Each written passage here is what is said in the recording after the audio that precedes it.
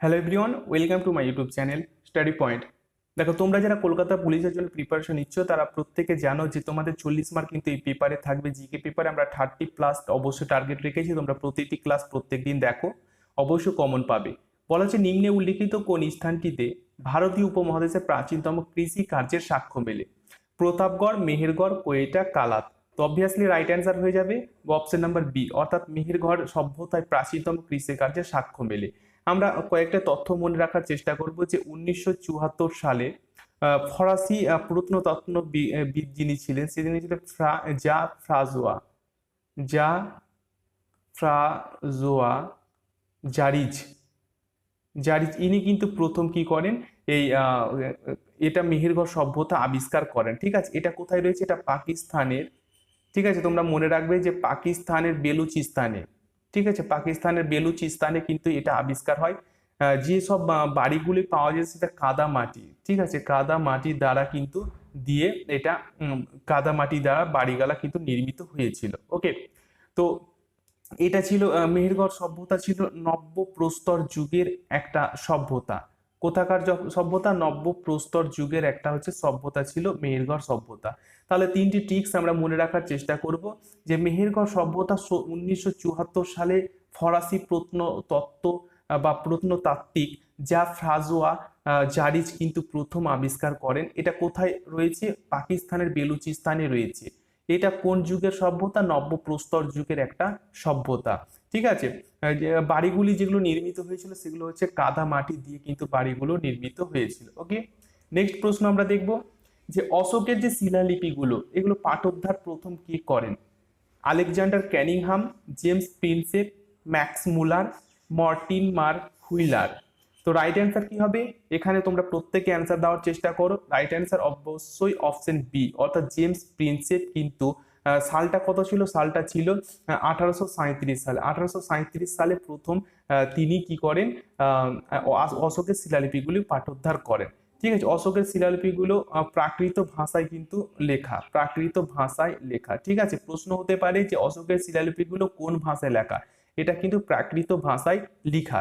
ওকে, পরবর্তী প্রশ্ন চলে যাব যে গুপ্ত বংশ। আমরা জানি যে গুপ্ত বংশের যে উত্তরাধিকার হিসাবে সমুদ্রগুপ্তের পরবর্তী শাসক কে হয়েছিলেন?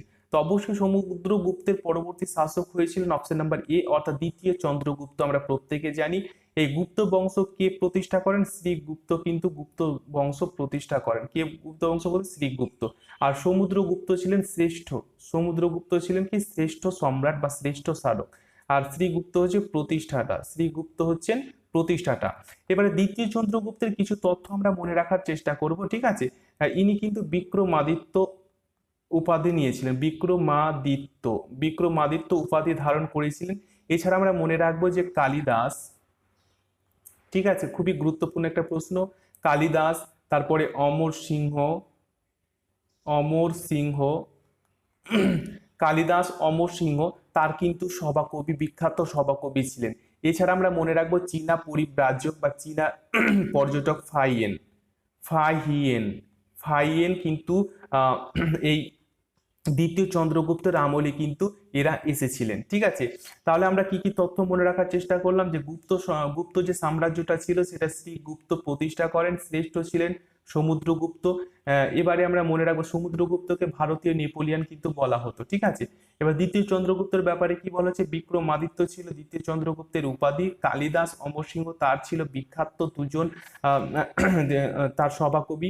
ঠিক আছে, ফাইয়েন কিন্তু চীনা পরিব্রাজক, ফাইয়েন তার সময়ে কিন্তু ভারতে আসেন। ওকে, পরবর্তী বলা হচ্ছে যে মৃচ্ছকটিকম এই নাটকটির রচয়িতা কে? বিশাখ দত্ত, শূদ্রক, বাণভট্ট না ব্যাস? তো রাইট অ্যান্সার হয়ে যাবে অপশন নাম্বার বি, কারণ এটা মৃচ্ছকটিকম এই গ্রন্থটি বা নাটকটির রচয়িতা হচ্ছে শূদ্রক। ওকে, নেক্সট প্রশ্ন চলে যাব যে ভারতীয় জাতীয় কংগ্রেসের প্রতিষ্ঠাতা কে? দেখো, ভারতের জাতীয় কংগ্রেস এখানে চারটা অপশন রয়েছে, এ ও হিউম, বাল গঙ্গাধর তিলক, মতিলাল নেহেরু, সুরেন্দ্রনাথ ব্যানার্জি। তো অবশ্যই রাইট অ্যান্সার হয়ে যাবে অপশন নাম্বার এ, অর্থাৎ এ ও হিউম। ঠিক আছে, 1885 সালে মুম্বাইয়ের তেজপাল স্কুল কলেজে কিন্তু এটা কি প্রতিষ্ঠা করা হয়। ঠিক আছে, তো সভাপতি ছিলেন উমেশ চন্দ্র ব্যানার্জি। সভাপতি কে ছিলেন? সভাপতি ছিলেন উমেশ চন্দ্র ব্যানার্জি। ঠিক আছে, অবশ্যই মনে রাখার চেষ্টা করবে। পরবর্তী চলে যাব, নিম্নে উল্লিখিত কোন মহিলা ভারতীয় জাতীয় কংগ্রেসের প্রথম মহিলা সভাপতি? দেখো, প্রথম মহিলা সভাপতি ছিলেন কে? অ্যানি বেসান্ত, মীরাবেন, সরোজিনী নাইডু, সরলা দেবী চৌধুরানী। তো অবভিয়াসলি রাইট অ্যান্সার হবে অপশন নাম্বার এ, অর্থাৎ অ্যানি বেসান্ত ছিলেন ভারতীয় জাতীয় কংগ্রেসের প্রথম মহিলা সভাপতি। প্রতিটি কোশ্চেন তোমাদের ভেরি ভেরি ইম্পর্টেন্ট, অবশ্যই মনে রাখার চেষ্টা তোমরা করবে। স্বরাজ্য পার্টির প্রধান নেতারা কে ছিলেন? বিঠ্ঠল ভাই জে প্যাটেল ও doctor Ansari, M N Rao ও Fazlul Muzaffar Ahmed, Motilal Nehru, C R Das, B R Ambedkar, P C Joshi. Right answer option number C, অর্থাৎ মতিলাল নেহরু ও সি আর দাস। ঠিক আছে, এরা ছিলেন স্বরাজ্য পার্টির প্রধান নেতা। ওকে, পরবর্তী প্রশ্নে বলা হচ্ছে যে পশ্চিমবঙ্গ ভূমি সংস্কার আইন বলবৎ হয় কত সালে? 1956, 1958, 1955 না 1959 সালে? তো রাইট অ্যান্সার হবে অপশন নাম্বার এ, অর্থাৎ 1956 সালে পশ্চিমবঙ্গের ভূমি সংস্কার আইন বলবৎ হয়। ওকে, নেক্সট প্রশ্নে বলা হচ্ছে ভারতের central island water transport corporation এর সদর দপ্তর কোথায় রয়েছে? এলাহাবাদ, কলকাতা, কোচিন, মুম্বাই। তো অবভিয়াসলি রাইট অ্যান্সার হবে অপশন নাম্বার বি, অর্থাৎ কলকাতায় এটা কিন্তু রয়েছে। ভারতের কয়লা সঞ্চয়ের প্রায় 80% বা 80% অবস্থান করেছে কোথায়? দামোদর উপত্যকায়, সোন উপত্যকায়, মহানদী উপত্যকায় না গোদাবরী উপত্যকায়? তো অবশ্যই রাইট অ্যান্সার এটা হয়ে যাবে তোমাদের অপশন নাম্বার এ, অর্থাৎ দামোদর উপত্যকায় সবচেয়ে বেশি কয়লা উত্তোলন করা হয় বা কয়লা সঞ্চয় করা হয়। ঠিক আছে, পরবর্তী প্রশ্ন, মানুষের শরীরে সুষুম্না স্নায়ুর সংখ্যা কত? 12 জোড়া, 31 জোড়া, ঠিক আছে, 31 জোড়া আর 12 জোড়া। দেখো, এটা 31 জোড়া কিন্তু দুবার রিপিট করা হয়েছে, তো অবশ্যই রাইট অ্যান্সার তোমাদের এখানে কি হবে? অবশ্যই তোমাদের হয়ে যাবে অপশন নাম্বার বি, 31 জোড়া। ঠিক আছে, নেক্সট প্রশ্নে চলে যাব, প্রতি একক ভরে বেশি ক্যালোরি যোগান দেয় যে খাদ্য, কোন খাদ্যটি প্রতি একক ভরে বেশি ক্যালোরি প্রদান করে? ঠিক আছে, তো রাইট অ্যান্সার কি হবে? প্রোটিন, কার্বোহাইড্রেট, ফ্যাট না জল? Right answer option number C, অর্থাৎ ফ্যাট। ওকে, মনে রাখার প্রত্যেকটা কোশ্চেন তোমরা চেষ্টা করবে। বিউটি পার্লারে চুল বিন্যাস্ত করার জন্য কি ব্যবহার করা হয়? ক্লোরিন, সালফার, ফসফরাস না সিলিকন? রাইট অ্যান্সার হবে অপশন নাম্বার বি, অর্থাৎ সালফার বিউটি পার্লারে চুল বিন্যাস্ত করার জন্য ব্যবহার করা হয়। ওকে, আলোকবর্ষ কি? আলোকবর্ষ কি? আমরা প্রত্যেকে জানি আলোকবর্ষ হচ্ছে একটা মাপক, কিন্তু আলোকবর্ষ অ্যাকচুয়ালি হচ্ছে কি? ঠিক আছে, তো চারটা অপশনের মধ্যে তোমাকে চুজ করতে হবে। তো রাইট অ্যান্সার হবে কি? অপশন নাম্বার এখানে তোমাদের হয়ে যাবে C is the right answer, অর্থাৎ কি শূন্য স্থানে আলো 1 বছরে যে দূরত্ব অতিক্রম করে। ওকে, শূন্য বছরে আলো শূন্য স্থানে আলো 1 বছরে যে দূরত্ব অতিক্রম করে সেটাই হচ্ছে আলোকবর্ষ। ওকে, নেক্সট কোশ্চেন বলা হচ্ছে তারাদের ঝিকিমিকি করার কারণ কি? অর্থাৎ তারারা কেন ঝিকিমিকি করে?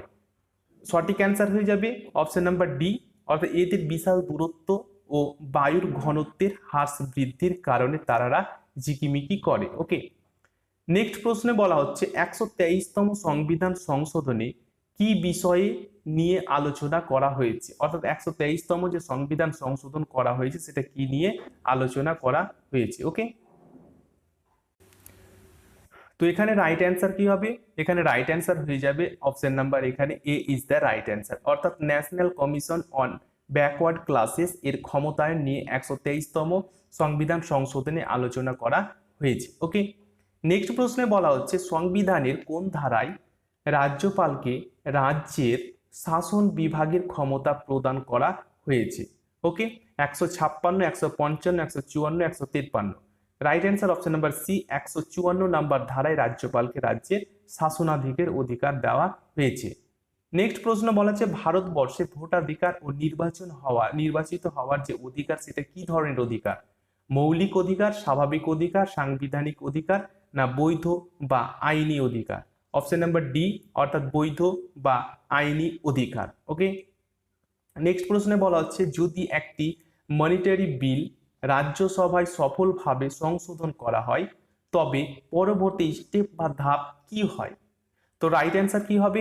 এখানে রাইট অ্যান্সার হয়ে যাবে option number A is the right answer, অর্থাৎ লোকসভা রাজ্যসভার সুপারিশ গ্রহণ করে বা না করে পুনরায় অগ্রসর হবে। ওকে, নেক্সট প্রশ্ন, ইসিজি। ইসিজি আসলে একটা কি? ইসিজি হচ্ছে বিভব পার্থক্য। ইসিজি হচ্ছে এক বিভব পার্থক্য, ঠিক আছে। তো আজকের মতো আপাতত এটুকুই ক্লাস তোমাদের আমি প্রেজেন্টেশন করলাম। 20টার মধ্যে কটা অ্যান্সার তোমরা নিজে থেকে দিতে পেরেছো অবশ্যই তোমরা কিন্তু দেখে নাও। এই ধরনের class very very important, GK এর ওপর প্রতিটি টপিকের ওপর ক্লাস আমি প্রোভাইড করছি। প্রত্যেকে ক্লাসগুলো মনোযোগ দিয়ে দেখো, কারণ তোমাদের হিউজ পরিমাণে কিন্তু কম্পিটিশন হবে। এই কম্পিটিশনের টিকে থাকতে হলে অবশ্যই তোমাকে প্রত্যেকটা ক্লাস মনোযোগ দিয়ে এখন থেকে নোট করে রাখতে হবে।